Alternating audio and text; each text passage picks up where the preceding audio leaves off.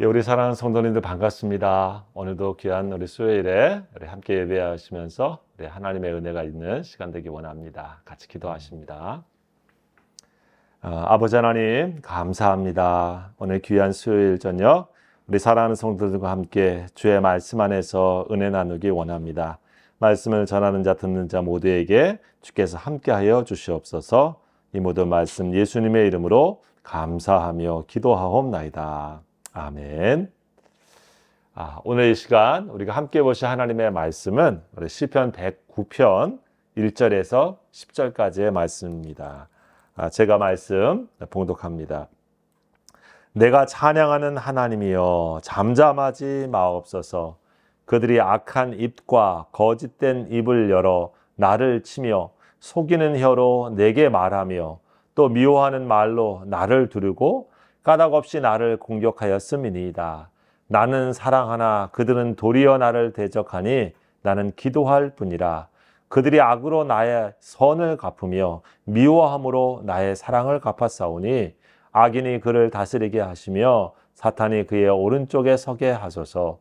내가 심판을 받을 때에 죄인이 되어 나오게 하시며 그의 기도가 죄로 변하게 하시며 그의 연수를 짧게 하시며 그의 직분을 타인이 빼앗게 하시며 그의 자녀는 고아가 되고 그의 아내는 과부가 되며 그의 자는 유리하며 구걸하고 그들의 황폐한 집을 떠나 빌어먹게 하소서. 아멘. 오늘 하나님이여 잠잠하지 마소서라고 하는 말씀으로 말씀 제목으로 같이 은혜 나누기 원합니다.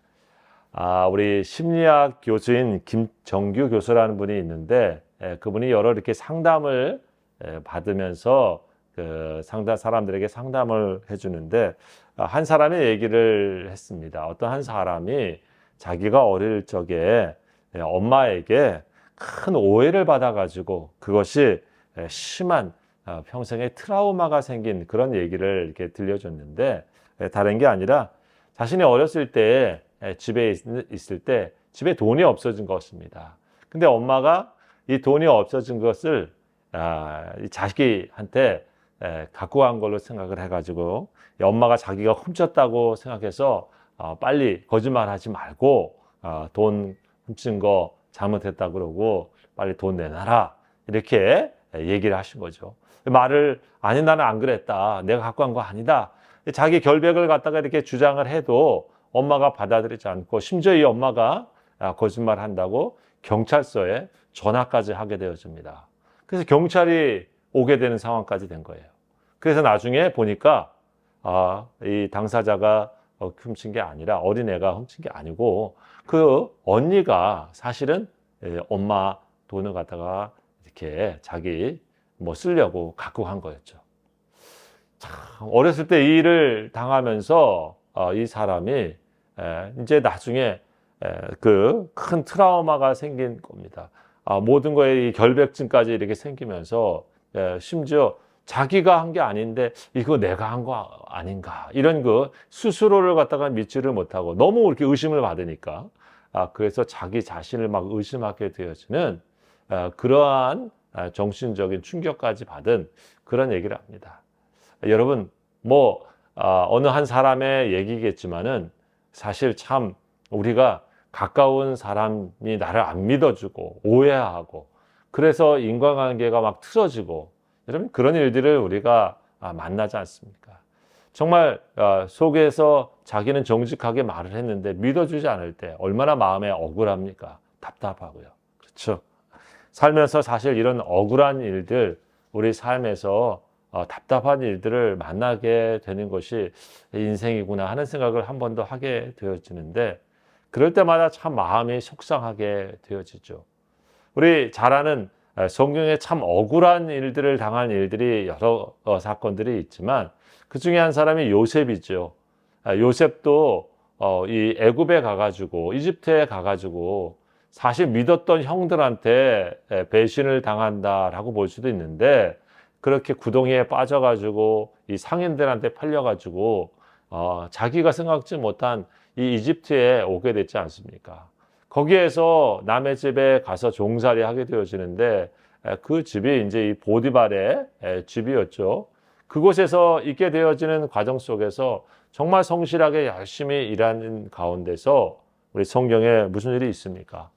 그 보디발의 아내가 이 요셉을 성적으로 유혹하는 그런 모습이 끊임없이 나오게 되어지는데, 주인의 신뢰를 받고 있는데 그런 부도덕한 일을 내가 할 수 있겠는가? 하나님이 내가 보고 계신데 내가 그러겠는가라고 하면서 그런 유혹을 단호하게 물리쳤죠.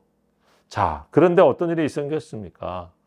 이 일이 요셉이 거꾸로 그 부인을 갖다가 성희롱하고 유혹하고 했다고 해가지고 모함을 받아가지고 감옥에 갇히는 일이 성경에 그대로 나와 있지 않지 않습니까? 참 정직하고 진실하게 그리고 하나님의 말씀을 가지고 단호하게 거절했던 그 결과가 자기가 감옥에 갇히는 일이 되었으니 이 참 얼마나 억울한 일이겠습니까? 여러분 참 보통 사람 같으면 마음에 이게 분노와 또 이 고통 때문에 정말 자기 삶을 폐인이 되게 만드는 것처럼 사실 그런 세상을 원망하면서 그 주변을 원망하면서 이 세상을 삐뚤어진 눈으로 바라보면서 살 수밖에 없는 그런 선택을 할 수도 있었을 것입니다. 여러분 우리가 이 삶을 살아가면서 경험하게 되어지는 게 참 우리가 준 대로 똑같이 준 것이 아니고 나는 선을 베풀어 줬는데 상대는 그걸 갖다가 미움으로 되갚고 나는 정말 호의를 다해서 진심을 했는데 상대방은 그것을 배신의 도구로 하찮은 것으로 만들어서 나를 갖다가 모함하는 그런 일들을 우리가 만날 때가 있잖아요. 그렇죠?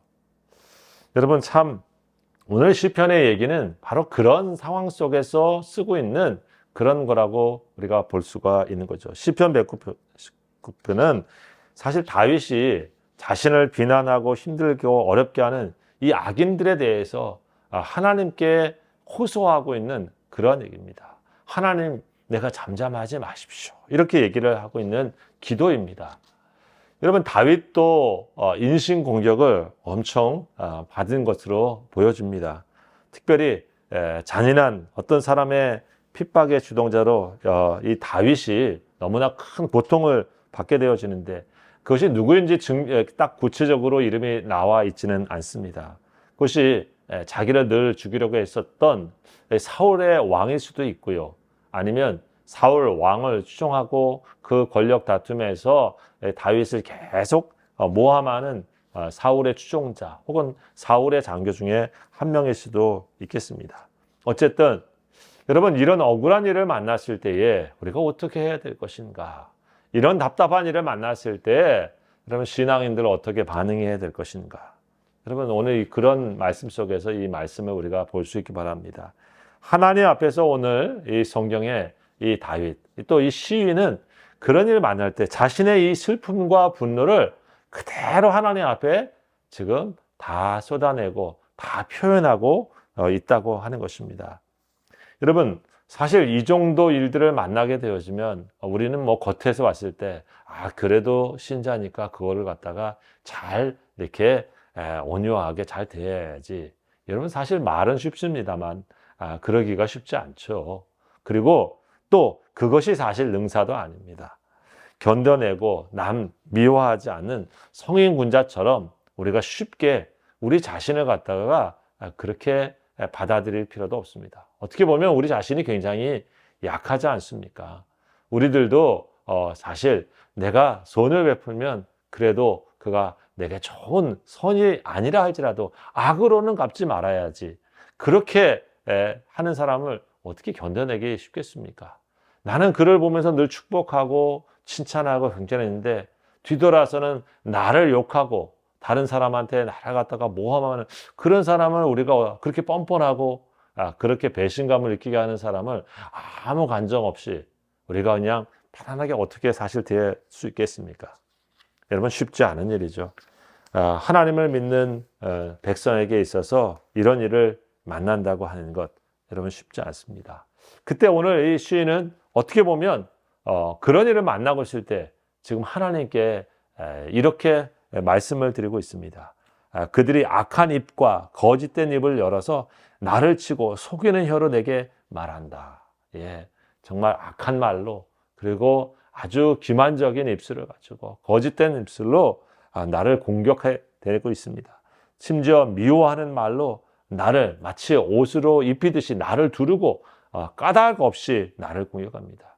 무슨 이유라도 알면 좋겠는데 오늘 2절에 보게 되고 3절에 보게 되어지면 이유도 잘 모릅니다.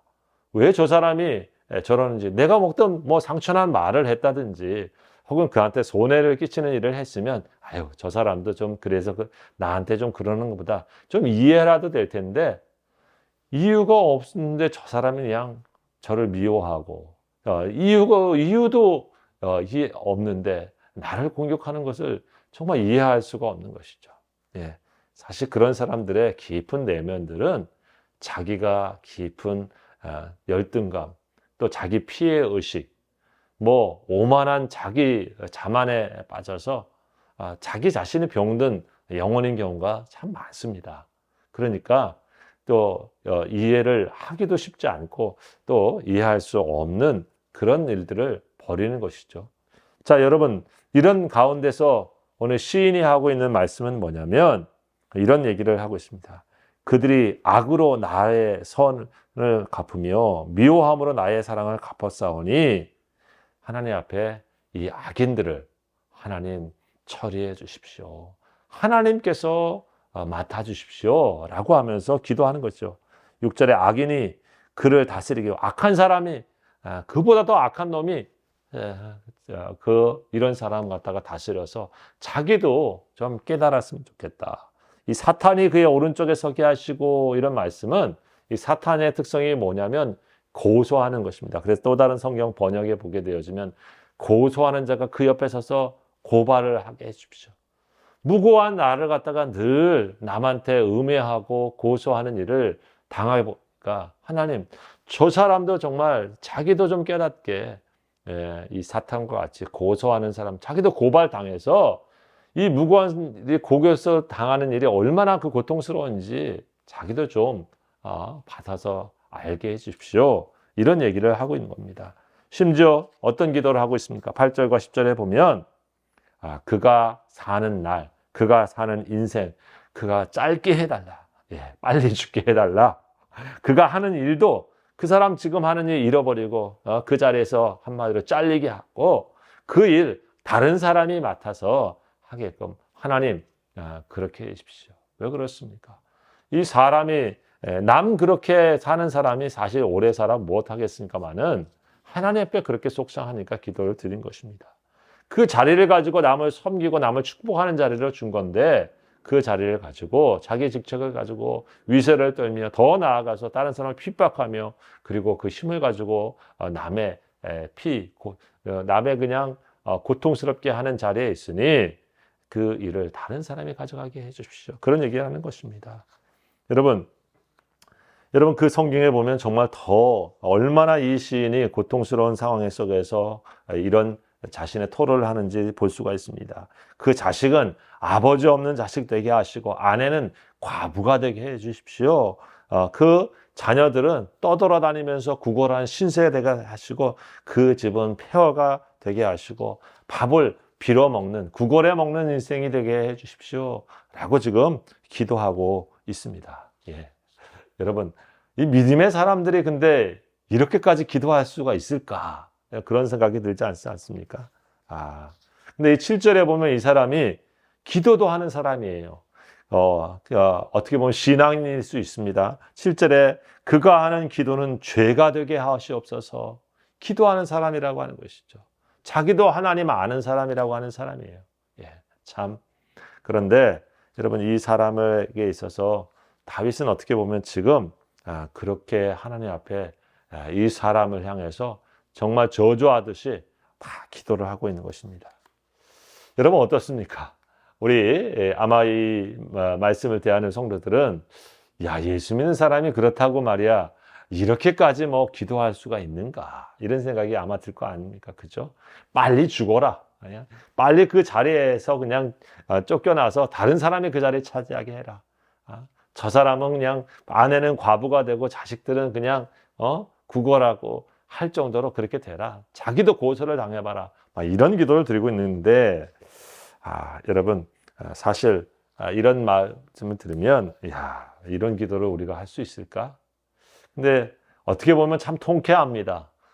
이렇게 억울하고 답답한 일 당할 때 마음에 삭히고 그냥 큰 좋은 말만 해야 된다고 하면, 인자하고 자비로운 말만 해야 된다고 하면, 여러분 사실 우리 성경은 우리 자신과 굉장히 멀리 떨어져 있는 그런 얘기일 것입니다. 어찌 보면 하나님을 믿고 있지만은 이런 말도 안 되는 그런 억울한 일, 이런 답답한 일을 만났을 때 속 터지는 마음 그대로 그것을 가지고 오늘 그 삶의 자리에서 하나님 앞에 자신의 모든 것을 쏟아내는 것이야말로 어떻게 보면 자연스러운 것이다 라고 얘기를 하고 있는 것이죠. 여러분, 다윗이 이렇게 기도하고 있는 것에 대해서 우리가 이런 생각을 해봅니다. 하나님께서도 다윗이 드린 이 저주의 기도를 어떻게 받아들이셨을까? 어땠을까요? 하나님께서 네가 그래도 예수 믿는 사람인데 어떻게 그런 기도를 하냐 하면서 다윗을 책망했을까요? 모르겠습니다. 성경에 그렇게 나와 있지는 않습니다. 하나님은 아마 이 상황을 다 보고 계시고 아시기 때문에 이렇게까지 기도하고 있는 다윗의 심정을 그대로 아무 말 없이 다 받아주고 계시다고 하는 사실을 우리가 보게 되었습니다. 그러니 우리가 하나님께 나아갈 수가 있는 것이죠. 여러분, 기도라고 하는 것이 우리의 심령에 있는 모든 것들을 하나님께 다 그냥 쏟아 놓을 수 있는 것입니다. 정말 고상한 말과 고상한 분위기로 우리가 말할 때도 있지만은 오늘 이런 일을 만나고 이런 억울한 일을 하고 이런 분통 터지는 일을 만났을 때 우리가 하나님을 향해서 울부짖으면서 우리의 답답함을 있는 그대로 하나님께 말씀드리면서 그렇게 하는 그런 대상을 향해서 저주의 기도를 같은 것을 드릴 수도 있다. 어떻게 보면 그렇게 드려야 한다라고 볼 수가 있습니다. 그것이 우리가 필요할 때가 많이 있어요. 왜 그렇습니까? 여러분, 그런 것들을 하나님께 드릴 때 우리 마음에 있는 그 독과 같은 마음이, 상한 마음이 하나님께로 그대로 드려졌을 때 어떻습니까? 하나님은 그것을 그대로 받으시고 우리에게 하나님의 마음을 위로하시면서 주시는 것이죠. 마치 예수님께서 너희 수고하고 무거운 짐 자들아 다 내게로 오라 내가 너희를 쉬게 하리라 이런 말씀을 하셨지 않습니까? 우리의 기도의 자리도 사실 그렇습니다. 우리가 좋은 것만 가지고 혹은 어느 정도 필요한 것만 가지고 고상하게 하나님께로 기도할 그럴 때도 있지만 꼭 그런 것만이 우리의 기도는 아닌 것이죠. 여러분, 어떻게 보면 얼굴에 예쁜 화장을 하고 마치 가린 것처럼 하나님 앞에 그렇게 우리의 마음, 우리의 감정을 갖다가 가리고 나아가는 그런 기도가 하나님이 꼭 원하시는 것은 아닙니다. 여러분, 그렇다고 해서 우리가 한 가지 기억할 것은 무엇입니까? 우리가 공적으로 예배하고 또 함께 중보 기도를 해야 되고 이럴 때 그럴 땐 준비된 기도, 정리된 기도, 그리고 우리의 감정을 절제된 기도를 잘 준비해서 하나님께 드리는 것, 그거하고는 구별을 해야 되는 것이죠. 아무 때나 또 어느 때나 이렇게 한다는 것은 아닙니다. 여러분, 다윗은 상대방을 저주하는 기도를 정말 어떻게 보면 우리 성도님들 못지않게 엄청 지금 하고 있습니다. 그런데 그렇게 하나님께 기도하고 있는 다윗의 마음속에 있는 이 고통, 아픔, 분노 이것들이 하나님께 그대로 폭발하듯이 다 드려진 그런 마음을 쏟아내고 나니까 어떻습니까? 이렇게 기도하는 다윗이 그렇다고 이렇게 살았습니까? 꼭 그렇지는 않습니다. 우리가 아는 사무엘상의 이 다윗은 그렇게 기도를 하나님께 하기 때문에 하나님과의 만남을 통해서 자신의 마음과 자신의 생각이 인도받게 되어지는 모습을 보게 되었습니다. 그런 과정을 통해서 다윗 자신이 하나님의 만지심 통해서 하나님의 사람으로 여전히 서 있게 만드는 비결이었다고 하는 것이죠. 여러분, 그렇지 아니하면 어떻습니까? 우리가 자칫 바리새인과 서기관과 같이 정말 외식하는 사람처럼 하나님 앞에 마치 우리가 거룩한 사람인 것처럼 우리는 이런 일을 당해도 하나도 마음에 동요가 없고 그런 분노가 없는 그런 사람인 것처럼 우리가 우리 자신을 남에게나 신앙인에게 포장하게 되어지면 어떤 일이 생깁니까? 우리 안에 하나님과의 깊은 만지심과 은혜 속에 있는 그런 생명력을 상실해 버리고요. 도리어 우리가 푸석푸석한 그런 심령이 되어집니다. 겉으로는 번쩍한데 우리 속에 늘 분노와 늘 저주를 품고 사는 그런 존재가 될 수 있습니다. 여러분, 오늘 이런 일을 만날 때 하나님께 우리가 다 쏟아낸 다윗은 정말 실제의 삶에서는 하나님이 그의 삶을 다스려 주시는 것을 경험하면서 그의 삶에 온유함이 있고 그의 삶에 담대함이 있는 것을, 그리고 강건함이 있는 것을 우리가 보게 되지 않습니까? 오늘 우리 믿음의 사람들도 바로 그런 기도를 드릴 때가 있어요. 여러분, 오늘 우리의 삶에 답답한 일을 만날 때가 있지 않습니까? 오늘 시인도 그런 답답한 일이 오래되니까 하나님 잠잠하지 마십시오. 왜 침묵하십니까? 라고 얘기하고 있습니다. 하나님의 침묵은 아무것도 하지 않는 하나님의 외면이 아닙니다. 하나님이 아무런 그러한 응답이 없다고 해서 하나님이 아무것도 하지 않는 것이 아닙니다. 여러분, 욥에게 하셨던 것처럼 나의 가는 길을 오직 그가 아시나니 그가 나를 단련하신 후에는 내가 정금같이 나오리라, 그렇게 말했습니다. 여러분, 요셉을 요셉되게 만들어 가고 계시고요, 욥을 욥되게 만들어 가고 계십니다. 다윗을 다윗되게 만들어 가고 계십니다.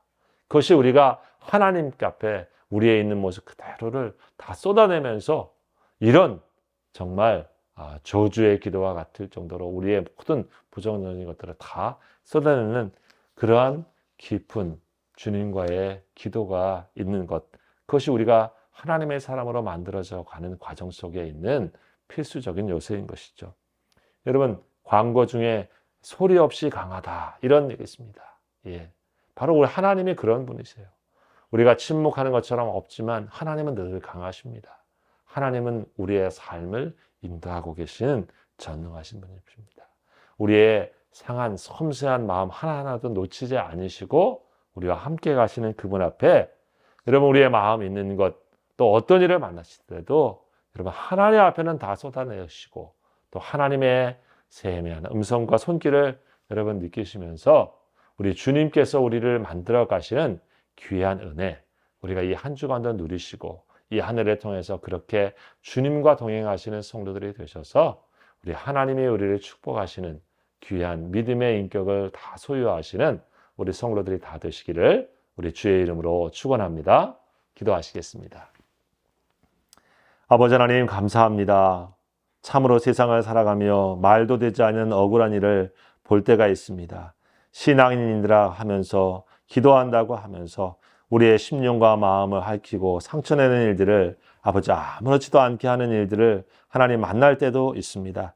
아버지 하나님, 우리가 모든 일들을 만날 때마다 하나님 그때마다 우리의 마음 아시는 하나님께 우리가 모든 일을 말씀드리고 또 하나님 모든 것을 쏟아내면서 하나님이 우리의 삶 속에 계신 것을 경험하고 주님 다스려 가시는 귀한 은혜를 누릴 수 있도록 도와주시옵소서. 우리의 있는 모습 그대로 받으시고 우리의 모습 하나하나들을 다시금 주님의 사람으로 만들어 가신 하나님의 은혜를 이 한 해 동안 우리 성도들이 다 누리실 수 있도록 축복하여 주시옵소서. 이 모든 말씀 예수님의 이름으로 감사하며 기도하옵나이다. 아멘. 예, 감사합니다. 또 뵙겠습니다. 평안하십시오.